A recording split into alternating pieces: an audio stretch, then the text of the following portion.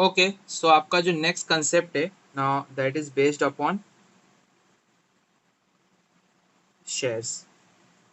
Shares में आपको it's a very very vast and a deep topic. Okay, share market वगैरह आप अक्सर नाम सुनते रहोगे। सो कोई भी कंपनी का एक आईपीओ निकलता है where the company is offering some part और very small part to the people. क्या ठीक है, आप भी हमारे कंपनी के ओनर बन सकते हो, बट एक छोटे से पार्ट के। आप जितना ज़्यादा शेयर खरीदोगे फिर उतने ज़्यादा पार्ट के आप जो है कंपनी के ओनर बन जाते हो। बट फ़र्क इतना है, आप सिर्फ वहाँ पे पैसा इन्वेस्ट कर रहे हो। You don't have any right to make any changes in the management system और to make any changes in the production system, और उसके इंटरनल डिसीजन में फैसले लेने का आपको कोई हक नहीं होता है। The only thing is that आप सिर्फ पैसा इन्वेस्ट कर रहे हो। If company is making profit तो कंपनी वो प्रॉफिट आपके साथ शेयर करेगी, और अगर company with respect to time grow होती है तो वैसे ही आपकी शेयर्स का जो एक रेट है वो भी विद रिस्पेक्ट टू टाइम बढ़ता जाएगा। वही इन केस अगर कंपनी डूबती है या फिर घाटे में जाती है तो फिर उस हिसाब से आपका शेयर्स का प्राइस कम भी होता जाएगा। तो इट्स लाइक ऊपर नीचे होते रहता है। यहाँ पे जो हमको कंसेप्ट समझना है, ओके, वो ये समझना है कि आप कोई भी शेयर का जब बेचने निकालती है कंपनी तो उसका एक इनिशियल वैल्यू होता है which is called as face value. ये फेस वैल्यू जो है ये कंपनी डिसाइड करती है। ओके, जिसको नॉमिनल वैल्यू भी कहा जाता है। सपोज अगर मेरी कंपनी है और मुझे शेयर्स बेचने हैं तो मैंने उसका वैल्यू रखा है 100 rupees. So that is called as face value, जैसा कि मैंने फॉर एग्जाम्पल रख दिया 100 रुपीज़। ओके, अब for suppose if suppose a person x is buying this share.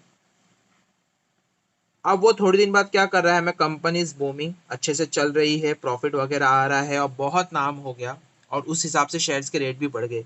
अब वो क्या कर रहा है, that same person x is going to sell my share in the market for 180 rupees. तो ये हो गई मार्केट वैल्यू। तो ज़रूरी नहीं है मार्केट वैल्यू हमेशा ज़्यादा ही हो फेस वैल्यू से, कभी कभार नीचे भी रहती है। ओके, अगर कंपनी घाटे में चल रही है तो आपको मजबूरन फिर शेयर्स को जो है कम दाम में ही बेचना पड़ेगा, उस टाइम पे आप ज़्यादा दाम में नहीं बेच सकते हो। Next part that is important is dividend. मैंने आप लोग को बताया था अगर कंपनी प्रॉफिट करती है तो डेफिनेटली वो प्रॉफिट जो है फिर कंपनी अपने शेयर होल्डर्स के साथ भी शेयर करती ना। हु आर शेयर होल्डर्स, जो शेयर खरीदे हैं। ओके, अगर सपोज मेरे कंपनी के 1000 शेयर्स है और वो अगर जितने भी लोगों ने लिए हैं, ओके, तो सपोज मेरी कंपनी के 1000 शेयर्स है और वो अगर सपोज जितने भी लोगों ने लिया, हर एक ने एक एक शेयर लिया हो, या हो सकता है कोई कोई बंदे ने एक से ज़्यादा शेयर लिया हो, जितने भी है all those people are shareholders in my company. Okay, तो जब मैं प्रॉफिट कमाऊंगा तो based on the number of shares they have purchase मैं उसी हिसाब से उनको प्रॉफिट दूंगा। अगर मेरे एक शेयर पे 50 रुपीज़ का प्रॉफिट निकलता है तो सपोज एक्स बंदे ने अगर एक शेयर परचेज किया है तो उसको सिर्फ 50 मिलेगा। वही वही सिनेरियो में अगर वाई ने 10 शेयर्स परचेज किया तो उसको 500 रुपीज़ प्रॉफिट मिलेगा। सो that is nothing but dividend. यहाँ पे एक इम्पॉर्टेंट रिलेशन जो मुझे आपको बताना है और जो खासकर आपको क्वेश्चंस में पढ़ने के टाइम पे जो है आपको काम आता है, दैट इज रिलेशनशिप या comparison between F V and M V. ना जब भी आपका एम वी जो है एफ वी से ज़्यादा होता है, ओके, तो हम लोग बोलते हैं शेयर इज एट प्रीमियम। ये आपको क्वेश्चन में भी दिया रहेगा। ओके, इसका मतलब क्या है, प्रीमियम मतलब कि आपने जितने में खरीदे थे उससे ज़्यादा में आप बेच रहे हो, तो आपका प्रीमियम हो गया। जब भी मार्केट वैल्यू और फेस वैल्यू सेम है, 100 में खरीदा है 100 में बिक रहा है, तो हम लोग बोलते हैं इज एट पार। मतलब कि ठीक है, जितना है उतना है, ना कम ना ज़्यादा।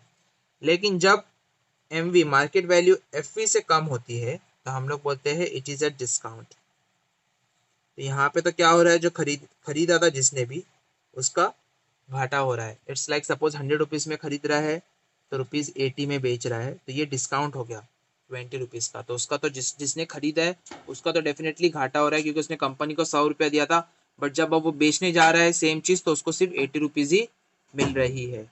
सो this is important concept over here, जहाँ पे आपको you should know the comparison between F V and M V, और आपको सम्स इसी तरह से दिया दिया जाएगा विथ दिस वर्ड्स। तो आपको पता रहना चाहिए तीनों वर्ड का मीनिंग क्या है। अगर डिस्काउंट बोला है तो डेफिनेटली एफ वी का रेट ज़्यादा रहेगा एम वी से। ओके, सपोज मैंने आपको ऐसा बोला है, I am purchasing some share at a discount of 40 rupees. I am purchasing, मैंने कुछ शेयर परचेज किया और मुझे 40 रुपीज़ का डिस्काउंट मिला। मतलब कि आपको तुरंत ये बात समझना चाहिए क्या उसकी जो फेस वैल्यू थी वो 40 रुपीज़ ज़्यादा है मार्केट वैल्यू से। फेस वैल्यू थी वो 40 रुपीज़ ज़्यादा है मार्केट वैल्यू से। तो ये चीज़ आपको याद रखना है, शेयर्स फेस वैल्यू क्या है, मार्केट वैल्यू क्या है, डिविडेंड क्या होता है।